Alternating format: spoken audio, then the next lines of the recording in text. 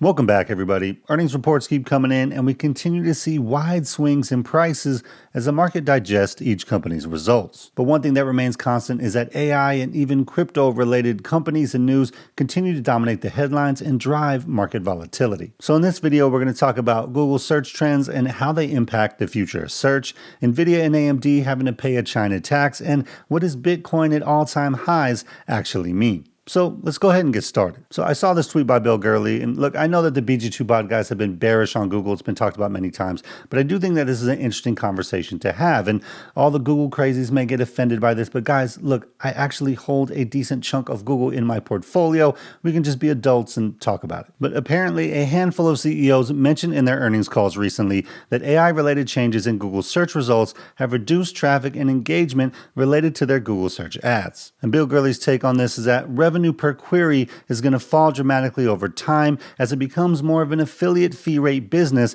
as opposed to what it is today. Now, obviously there's disagreements on this, like this comment on the original tweet saying that in this case, it's an issue with these specific companies and or products, and that the issue is their actual business model as opposed to something with Google. And that may be true. That's a question we always have to think about anytime we see these things. Is it a problem with this specific company and maybe their product just isn't all that attractive anymore, or is it part of a bigger issue? I think that's a totally fair point, because if we look at the Bookings Holdings earnings call transcript, they gave a relatively positive note about Google search results, saying, and of course, the more travel that come directly to us, book more with us, more across multiple verticals, that's of course the best traffic we can have. That's also the traffic with the highest ROIs. But then next to that, if you look at the performance marketing channels, it's actually to some extent interesting that Google clicks continue to hold up quite well. Actually, they're still growing for accommodations, slightly still period over period. So we don't see yet a decline in that. But we would like to, of course, really diversify our performance marketing channels to other channels like we're doing with social media. So it may not be a completely glowing review, but it's definitely positive. They're saying, look, we're still seeing growth, especially in certain areas of our business. It's still period over period growth, which is positive. And in general, it's holding up well. But just like any business, they're trying to diversify that risk and looking at other marketing channels. So there's definitely some slightly differences of opinion depending on which companies you ask. But it still kind of begs the question of, okay, well, what's actually going to happen with this? And where I thought the most interesting take was on this particular comment. Yeah, but that's short term. The important KPI is whether consumers or businesses will get more value out of search as time passes. I ask Gemini for recommendations all the time. That's so damn valuable. It's like I'm giving it permission to sell me something. Google plus Gemini is a goldmine of high-intent data. In the future, advertising on search and Gemini will be 10x more effective because Gemini will, on essence, be the best salesperson who ever existed, and something tells me that they'll find a way to make more money from that than cost per click. And for me personally, this is the most attractive potential outcome for Google search, right? Is people start to use Gemini, they start to trust it. It's kind of like an advisor to you. It learns about you. It learns how to talk to you the best way that you want to be talked to. And so when the recommendations come, it'll just feel natural. And assuming that the recommendations aren't just based on whoever pays the most, because then over time that kind of erodes that trust, then yeah, it can be a very powerful sales tool that is arguably better than what the blue links have been. Now, this is partly why Meta has such a good ad business as well, because they know more data about who you are and what you like and all your preferences, and they use that in how they show ads to you. But in the scope of Gemini or any other AI, that's going to be even more so because they interact with you consistently over time and learn more of the nuance of who you are. And if that actually happens, I could see a future where ad rates are actually higher than they are today for normal cost per click advertising, which would be extremely beneficial and profitable for Google. And believe it or not, I've been pretty consistent in saying that most people will simply stay on Google because that's what they know and that's what they're used to. And they're not likely to move over to ChatGPT or something else. The question, though, is what is the profitability of the AI-enhanced search for Google long term? And is it enough to sustain a market-beating return business, right? That's very different than saying, oh, Google's dead. Because think about it like this. You could totally be right that the usage of Google search in AI mode continues to grow.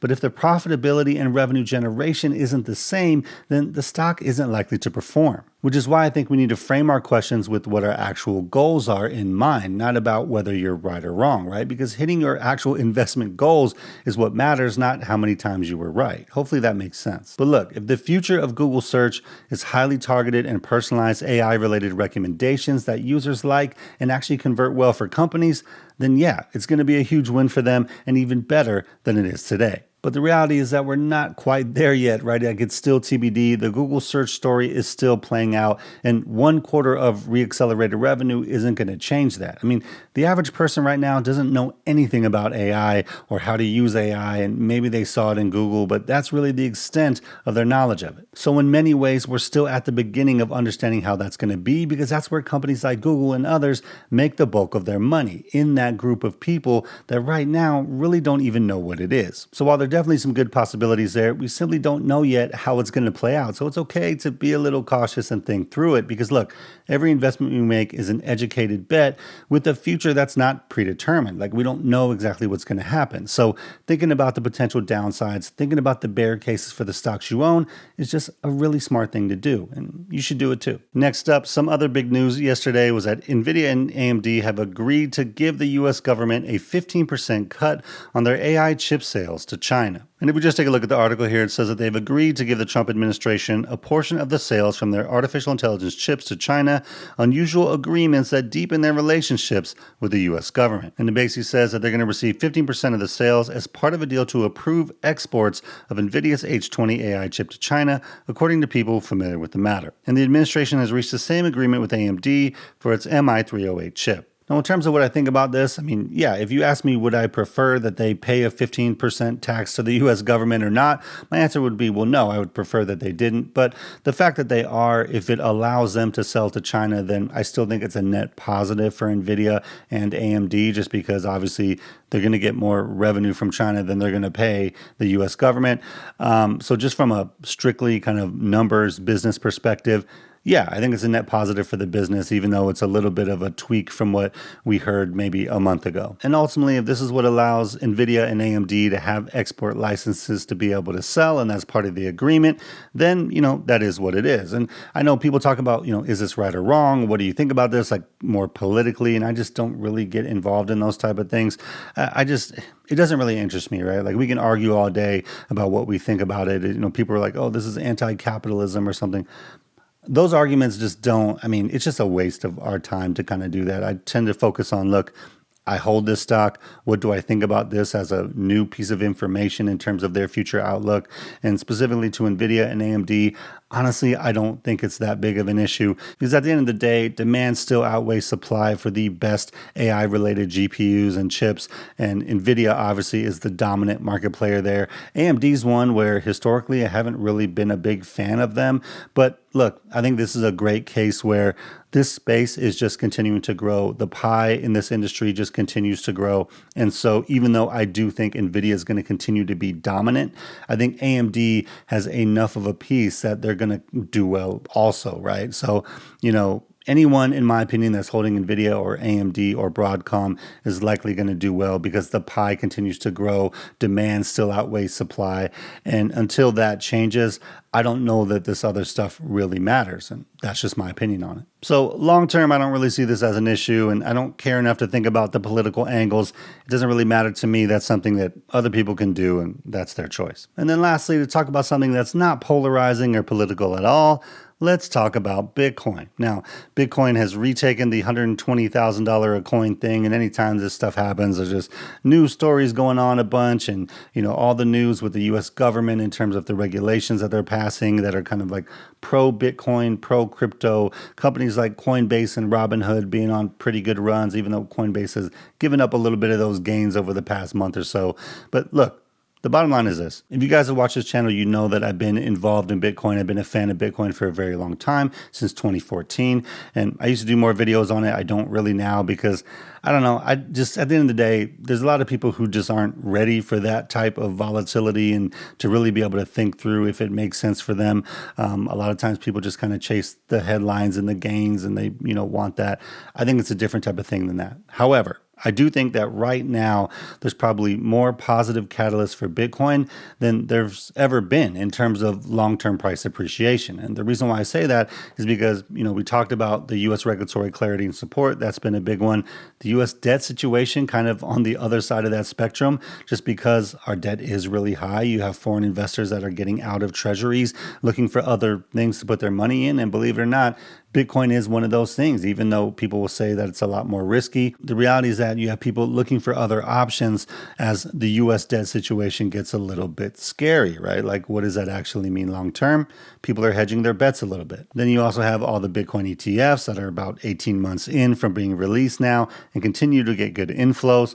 You have the Bitcoin treasury companies like MicroStrategy, 21 Capital, and even companies like Coinbase that hold Bitcoin on their balance sheet. So the more you have these institutional products, you have these enterprises that are using it as part of their treasury strategy, then it brings, one, a little bit more credibility to Bitcoin, but it also means that there's more demand. It also means that there's likely less trading for large amounts of Bitcoin because these companies are just holding it, or these institutions are actually making money based on the ETF product itself. So obviously I'm probably biased, but I think anyone that's calling it a Ponzi or a scam in 2025 is really just holding on to old issues at this point. And I know a lot of people go by the Warren Buffett and Charlie Munger kind of view of Bitcoin. They're not fans of it, right? And look, that's fine. We're all entitled to our opinions. You should never put money into something that you don't believe in or that you don't understand. I would never recommend that. But, here's how I kind of look at it. As much respect as I have for Warren and Charlie, I mean, those guys, their record speaks for themselves.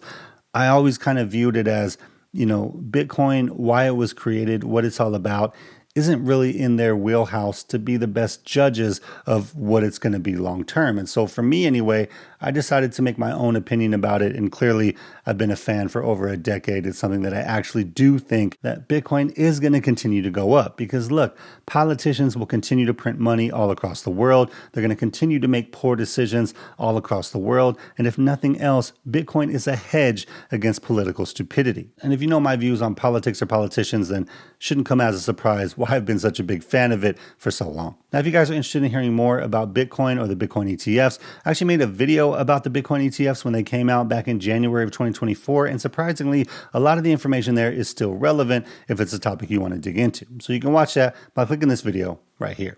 Hope you guys have a great day out there. Financial independence is true freedom. So keep building and stacking wins. And I'll see you on the next one. Peace.